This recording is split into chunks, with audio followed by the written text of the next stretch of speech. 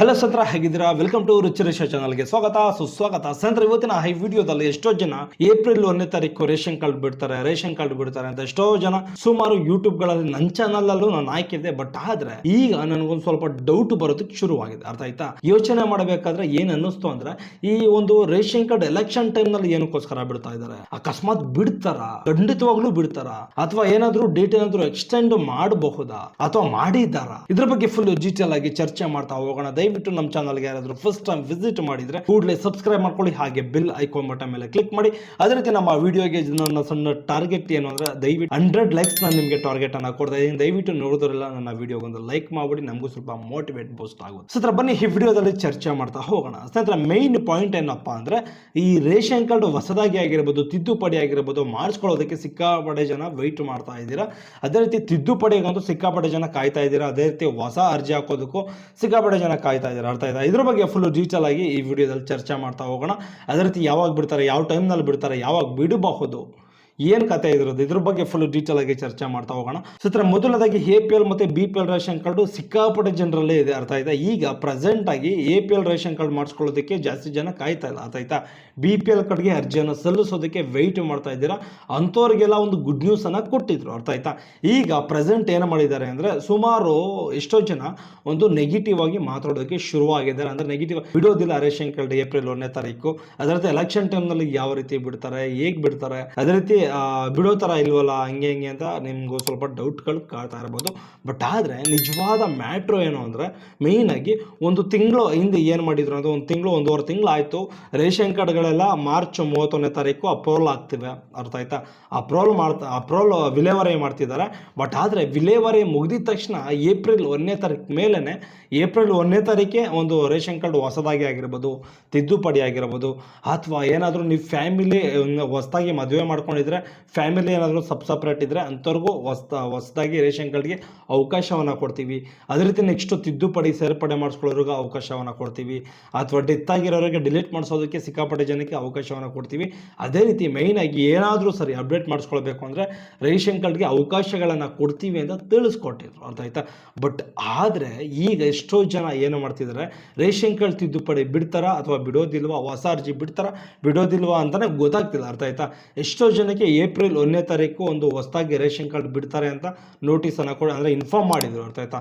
ಯಾವುದೇ ಥರದ ನೋಟಿಸ್ ಕೊಟ್ಟಿಲ್ಲ, ಬಟ್ ಹೇಳಿದ್ರು. ಅಂದ್ರೆ ನ್ಯೂಸ್ ಪೇಪರ್ಗಳಲ್ಲಿ, ಒಂದು ನ್ಯೂಸ್ ಚಾನಲ್ಗಳಲ್ಲಿ, ನ್ಯೂಸ್ ಪೇಪರಲ್ಲೂ ಸಹ ಈ ಮ್ಯಾಟ್ರ್ ಬಂದಿತ್ತು. ಬಟ್ ಅದರಿಂದ ಎಷ್ಟೋ ಜನ ಒಂದು ಏಪ್ರಿಲ್ 1ನೇ ತಾರೀಕು ರೇಷನ್ ಕಾರ್ಡ್ ಬಿಡ್ತಾರೆ, ನಾವು ಅರ್ಜಿಯನ್ನು ಸಲ್ಲಿಸ್ಬೋದು ಅಂತ ಸಿಕ್ಕಾಪಟ್ಟೆ ಜನ ವೆಯ್ಟ್ ಮಾಡ್ತಾ ಇದ್ದೀರಾ. ಬಟ್ ಆದರೆ ಎಲೆಕ್ಷನ್ ಟೈಮ್ನಲ್ಲಿ ಬಿಡುವಂಥ ಒಂದು ಸಾಧ್ಯತೆ ತೀರಾ ಕಡಿಮೆ ಇರ್ತದೆ. ಅರ್ಥ ಆಯ್ತಾ? ಇದು ನನ್ನ ಅಭಿಪ್ರಾಯ. ಅರ್ಥ ಆಯ್ತಾ? ಬಿಟ್ಟರು ಬಿಡಬಹುದು, ಬಿಡದೇನೂ ಇರಬಹುದು. ಅರ್ಥ ಆಯ್ತಾ? ಖಂಡಿತವಾಗಿ ರೇಷನ್ ಕಾರ್ಡ್ ಹೊಸದಾಗಿ ಅರ್ಜಿ ಆಗಿರ್ಬೋದು, ತಿದ್ದುಪಡಿ ಆಗಿರ್ಬೋದು, ಕಂಪಲ್ಸರಿಯಾಗಿ ಬಿಟ್ಟೇ ಬಿಡ್ತಾರೆ ಅಂತ ಯಾರು ಸಹ ಹೇಳ್ತಾ ಇಲ್ಲ. ಬಟ್ ಬಿಡಬಹುದು ಅಂತಾನೆ ಹೇಳ್ತಾ ಇರೋದು.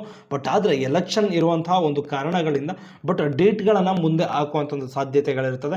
ಬಟ್ ಆದರೆ ಏಪ್ರಿಲ್ 1ನೇ ತಾರೀಕು ಬಿಡಬಹುದು, ಬಿಡದೇನೂ ಇರಬಹುದು. ಇದ್ರ ಬಗ್ಗೆ ಸ್ವಲ್ಪ ಯೋಚನೆ ಮಾಡಿ.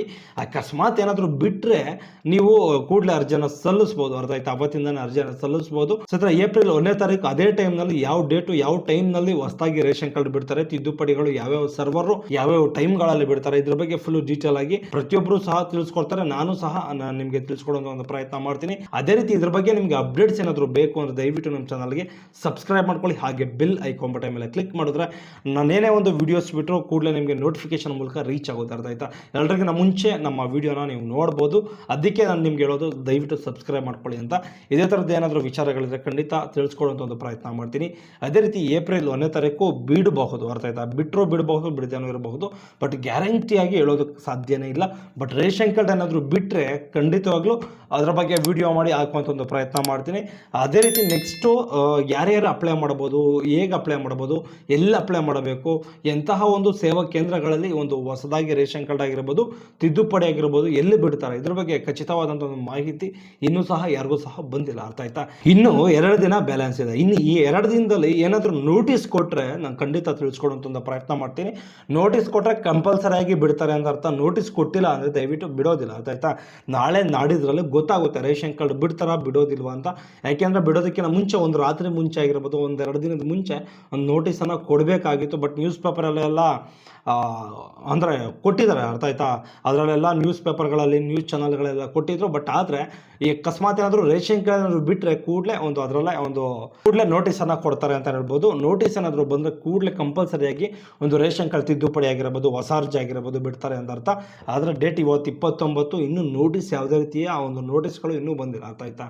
ಅವತ್ತು ಏನು ಹೇಳಿದ್ರು ಅದೇ, ಅರ್ಥ ಆಯ್ತಾ. ಇನ್ನೂ ಅದ್ರ ಬಗ್ಗೆ ಸರ್ಕಾರ ಏನೂ ಸಹ ಮಾತಾಡಿಲ್ಲ. ಬಟ್ ಏನಾದರೂ ಏಪ್ರಿಲ್ 1ನೇ ತಾರೀಕು ಬಿಟ್ಟರೆ ಖಂಡಿತವಾಗ್ಲೂ ನಾನು ನಿಮಗೆ ತಿಳಿಸ್ಕೊಡೋಂಥ ಒಂದು ಪ್ರಯತ್ನ ಮಾಡ್ತೀನಿ.